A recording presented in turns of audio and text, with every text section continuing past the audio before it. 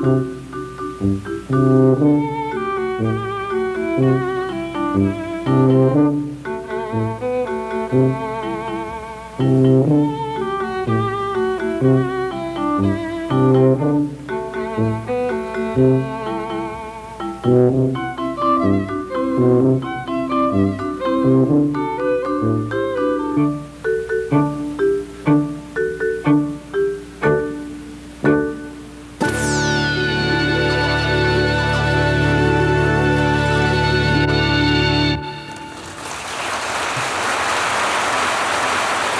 evening, ladies and gentlemen.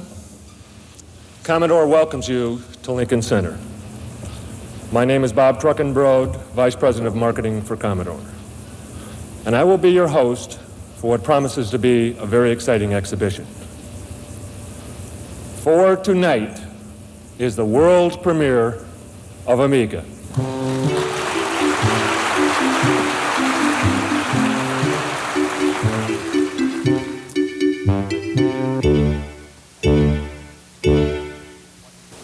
Good evening.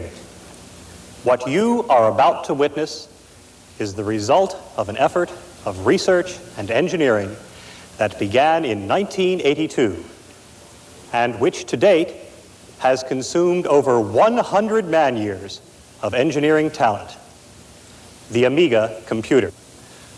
On this screen, at the upper right, you see the icon for the workbench disk, which we used to start the system. To the side of it, you find a window containing the icons of the top drawer of that disk. You see the clock and preferences tools, utility programs available under the workbench. And you see a selection of drawers containing other tools, projects, or other drawers. At Amiga, the user controls how he uses his time, not the computer. To give you another perspective, I'd like to bring up TextCraft, the word processor of the Amiga computer. TextCraft has a very rich user interface involving menus, cursor icons which change shape depending upon what portion of the screen you're operating in, and a very rich graphical display to make sure that the user always understands what is going on. Let's talk a little bit more about the graphics that the Amiga computer can produce. We're going to bring up a test pattern showing all 4,096 colors of the Amiga computer on screen simultaneously. I'd like to bring up one more static image. This is an image that's been in the graphics community for some time, the infamous mandrel, shown here in 640 by 400 pixel resolution. Now for one other item. All of these pictures you've been seeing have not only been brought up in screens, they've been brought up in windows. In fact, there are 2 copies of the mandrel up there. I wouldn't want to meet that in the dark alley. The static graphics of the Amiga computer are impressive. But the real exciting thing on the Amiga is its dynamic or moving graphical images. Operating in screens, hardware area fill. As you can see, the screen system works even with dynamic graphics. Firmware support for the area fill system handles the general case, including crossing edges and islands. The Amiga computer is a true multitasking computer. In the upper left, a printing application. On the right, a sorting application with variable fonts. Graphics in the middle, and word processing at the bottom. What does this mean from a practical standpoint? It means that a user can bring up displays faster than ever before. It means that a user can control his own path through an analysis of a business or engineering problem. We're going to bring up a couple of 3-dimensional charts for you now to show you what I mean. The interesting thing about these charts is that they're being built from data built into the program. This really is how long it takes to build a chart like this once the data has come in off the disk. There, a bar chart, now a pie chart. all running in windows, in screens. They're both there at the same time. You can switch back and forth between them at will until you get all of the information you need to out of them. Anything that can be displayed on the Amiga can be created on the Amiga.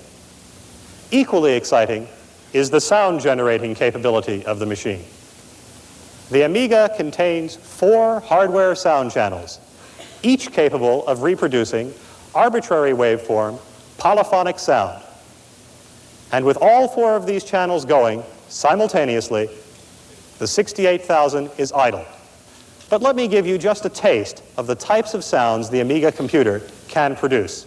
Here we have a sound sampler program. Let's try the claves.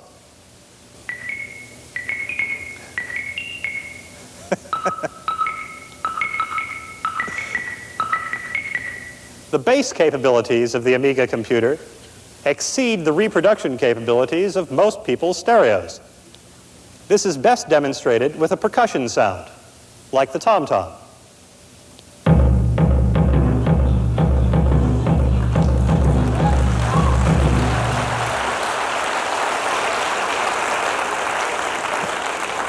We even have a few outrageous sounds on here. My favorite is the power chord.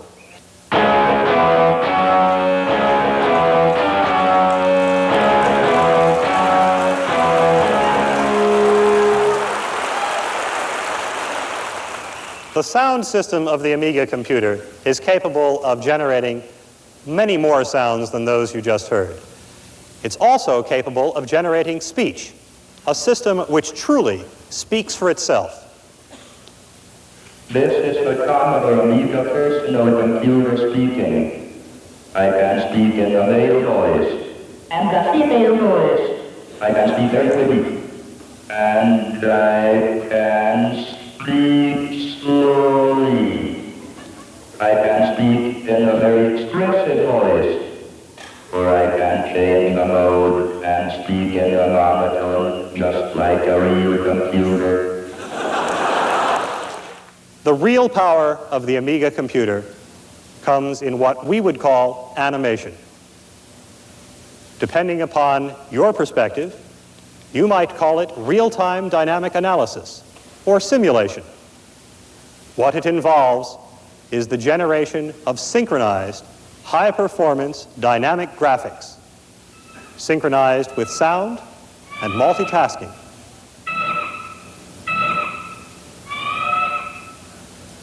I'd like to bring up one more animation now. This one, Robo City. There's quite a lot going on in this image. If you look at the right times, you'll see animation on top of animation on top of animation with correct saving and restoring of the background. You see multitasking going on here. The fire hydrant and the dog that don't like each other are separate tasks doing a proximity check. Again, all written on top of the standard support routines, given away with every Amiga computer. You know, it's hard. It's hard to be innovative in an industry which has been dominated by one technology for so long. We at Commodore Amiga knew that to do this, we would have to be at least an order of magnitude better than anything anyone had ever seen. We've done that. And then we decided, why stop there? Why not include that older technology in what we had already done? And so we did that too. The result is this: the emulator, which turns your Amiga computer into an IBM personal computer.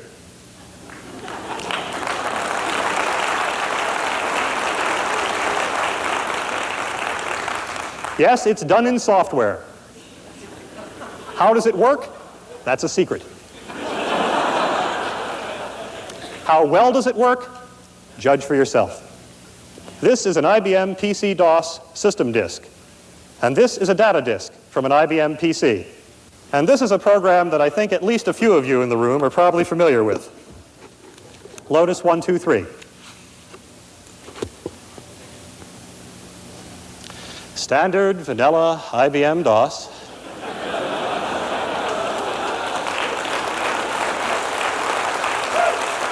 At this point, we'll swap in the Lotus system disk and switch over to Lotus.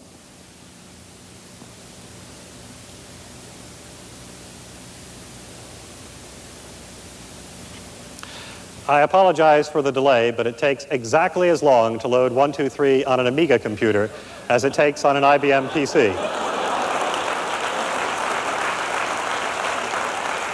Now we're going to load in a data file off of that IBM data disk I showed you a moment ago. This is an income statement of the famous Acme Widget Corporation. As you can see, they're anticipating a loss in 1985, but we've changed the cost of goods sold for them, and with a simple recalculation, they make a profit. Traditionally, we end all demos of the Amiga computer with one of our original graphic demos, produced way back in '84.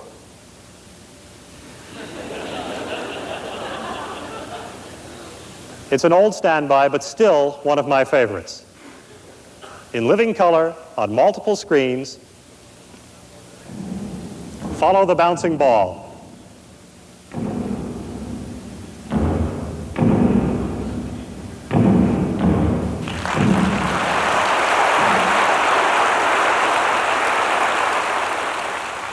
Well, there you have it.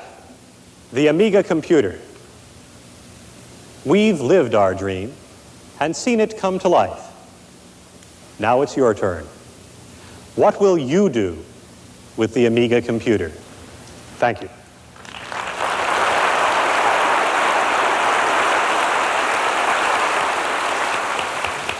We have asked our resident Amiga artist, Jack Hager, to sit in with them. Are you ready to paint me? Yeah. Ladies and gentlemen, I'm here tonight to help assist Andy do his first computer portrait using the Amiga computer. First off, Andy is going to take a digital snapshot of Debbie, which is running on this system, and you can see the image up there on that screen. And we just select the image, and it comes down. You found it to be very spontaneous, haven't you? Yeah, it's great. It's such a great thing. What more can you say? Well, I can does say a lot of things. Oh, that looks very good. So now we'll do the hair. So we'll go up to color and pick yellow. Andy is selecting from the menu bar, which gives you all the features of the paint system, and he's selecting fill. And this is a slow version of the fill, just so you can see how Andy decides to work. Now this is an instance of a leaky flood fill. Yeah. Well, this is kind of pretty. I think I'll keep it. Okay. Oh, it's beautiful. Well, with that piece being finished, Andy, I've been asked to give you an interview, forgive the pun. What computers have you worked on before? Oh, I've worked on anything. I've waited for this one. Really? Well, it's obvious that Amiga will be many things to many people. So many things, in fact, that we had to think long and hard to come up with a symbol, an emblem worthy of such a talented computer.